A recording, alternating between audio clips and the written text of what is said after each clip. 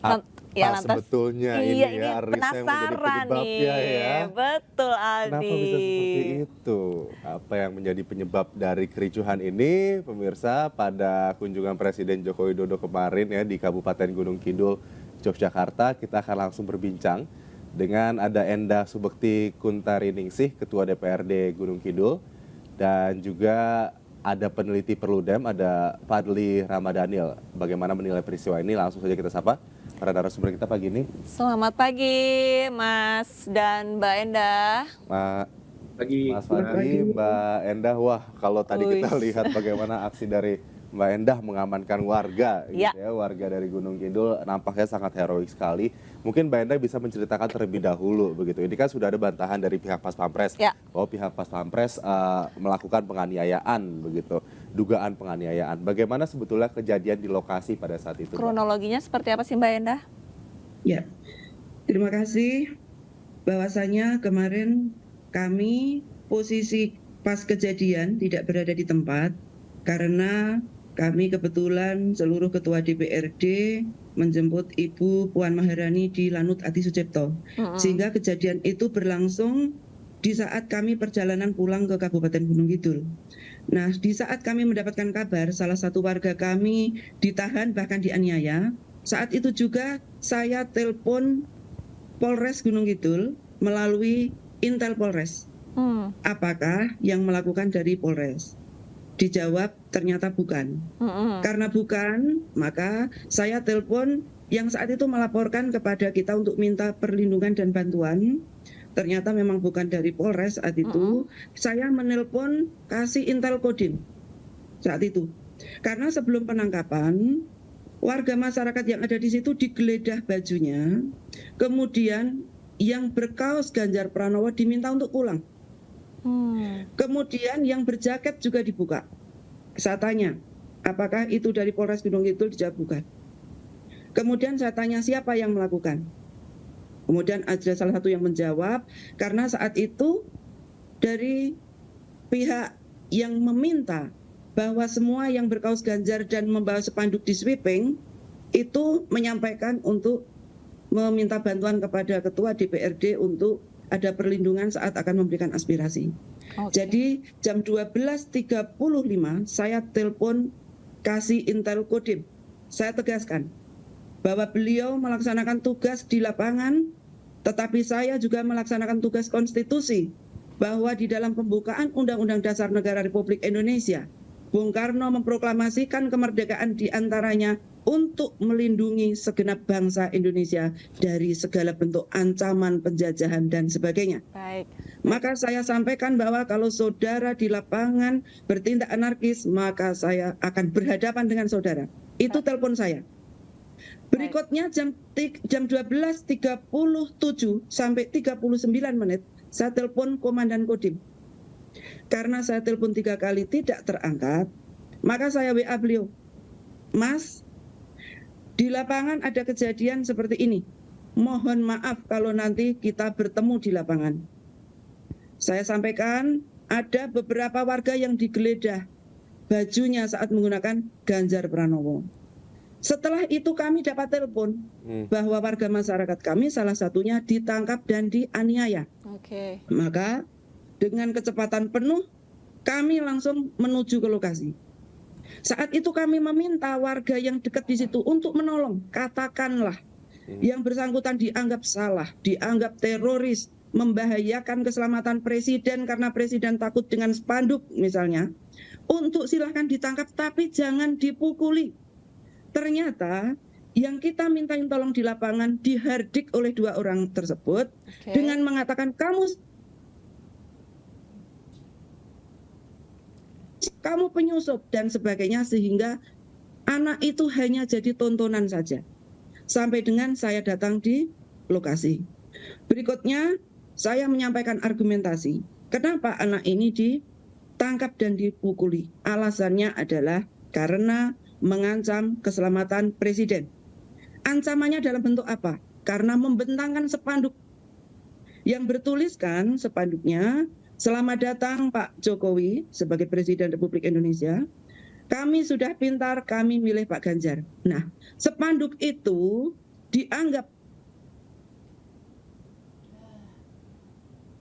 adalah ancaman keselamatan. Baik. Yang berikutnya saya tanya, ancamannya dalam bentuk apa tulisan itu? Apakah Pak Jokowi kami akan membunuh saudara sehingga itu ditangkap? Beliau berargumen karena berada di titik objek. Sedangkan Baik. di dalam video justru anak tersebut jauh dari objek. Baik. Baik, Mbak Endah, saya ke Saat itu jika memang menurut aparat yang bersangkutan itu melanggar, silahkan ditangkap, mana suratnya biar nanti kami yang mengurusnya. Baik. Ternyata disampaikan bahwa yang bersangkutan boleh dibawa pulang, maka langsung kami bawa ke rumah sakit, kami beri pengobatan, dan saat ini yang bersangkutan tidak bisa makan karena di uppercut di bagian rahang, kena jakun dan rahangnya, di uppercut sebelah kanan dia nutupi mukanya, kena tulang hidungnya. Baik. Jadi Baik. yang bersangkutan masih Baik. dalam perlindungan. Baik, Mbak Ena, berarti untuk korban ini saat ini masih dalam proses pemulihan begitu. Kita ke Mas Fadli, ke Perludem. Ini kalau misalkan melihat peristiwa ini seperti apa? Apakah ada dugaan intimidasi atau memang hanya kericuhan yang terjadi spontan di lokasi, Mas? Pertama, tentu kita sangat menyayangkan ya tindakan-tindakan arogansi aparat atau reaksi-reaksi dari aparat keamanan siapapun itu, baik itu dari Pas Pampres, dari kepolisian maupun dari TNI, melakukan tindakan-tindakan pengamanan yang kemudian bisa dikatakan berlebihan kepada masyarakat dengan situasi dan ancaman yang sebetulnya juga tidak ada. Ini kan seperti kalau kita melihat justru aparat keamanan yang terlalu khawatir berlebihan. Jangan-jangan presidennya nggak ada masalah dengan melihat spanduk itu. Kalau dikatakan ada ancaman, tentu ancaman itu ancaman yang sifatnya fisik, ancaman yang sifatnya nyata, berbahaya, upaya serangan yang direncanakan, atau ada serangkaian tindakan yang berpotensi akan membahayakan keselamatan presiden secara fisik. Nah, itu kan tidak ada. Jadi kita perlu juga memberikan pembelajaran ya dalam situasi seperti sekarang. Aparat keamanan, aparat kepolisian, Pas Pampres, menurut saya nggak perlu sereaktif dan kemudian menggunakan cara-cara kekerasan seperti itu. Saya tadi menyambung apa yang disampaikan Bu Endah misalnya, kalau memang ada pun misalnya Baik, seperti atau sambungan gejala-gejala yang silakan. kemudian menunjukkan warga negara ini melakukan tindakan yang membahayakan, itu pun kan harusnya dia dilakukan penangkapan dengan prosedur yang jelas, prosedur yang taat pada hukum, dan dia tidak boleh dipukuli. Tidak ada alasan apapun yang membenarkan seseorang untuk dipukuli, dilakukan kekerasan atas dirinya tanpa ada alasan yang bisa dipertanggungjawabkan secara hukum. Nah, ini yang harus diajarkan kepada aparat kita menurut saya. Jadi reaksi-reaksi atau tindakan taktis keamanan yang berlebihan sampai menyakiti warga negara, apalagi hanya soal membentangkan spanduk, dan itu memang dilakukan di tahun politik ya, itu kan sesuatu yang biasa saja. Kita kan Dan mesti ini juga masih belajar masa juga kampanye menghormati. begitu ya, Mas? Betul, ini kan kita semua paham lah. Situasi-situasi seperti ini kan tidak ada di ruang hampa, tapi ada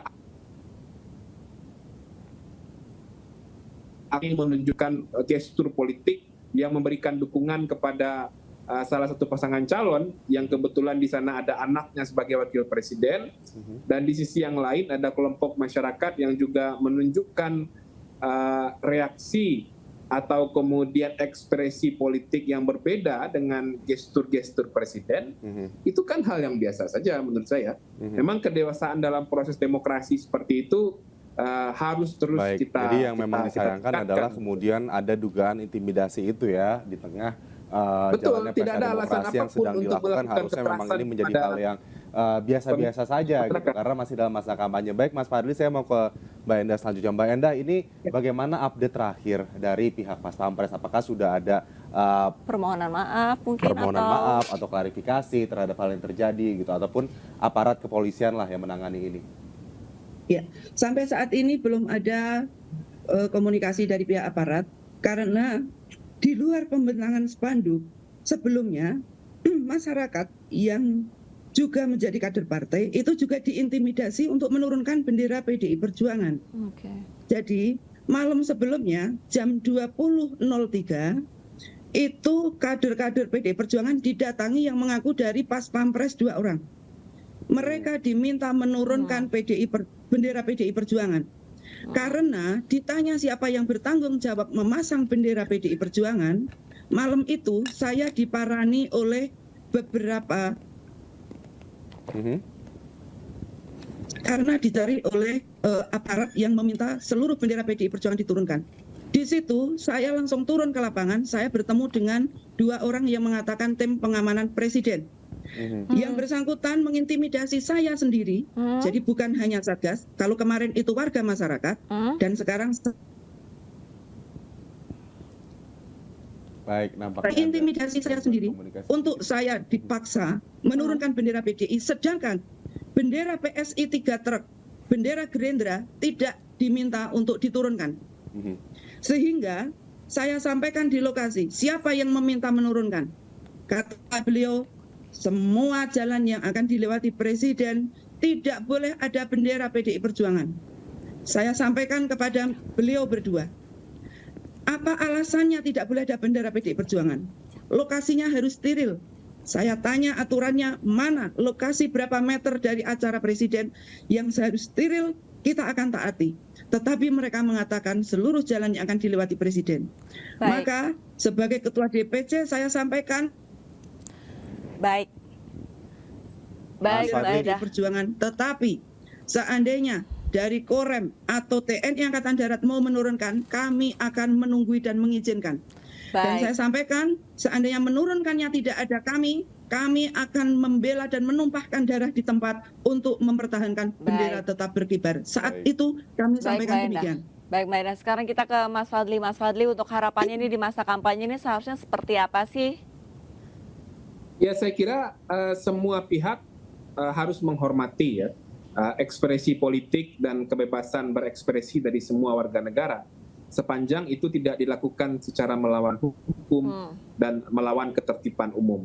Jadi aparat keamanan mestinya tidak perlu terlalu berlebihan menindak warga, merespon warga masyarakat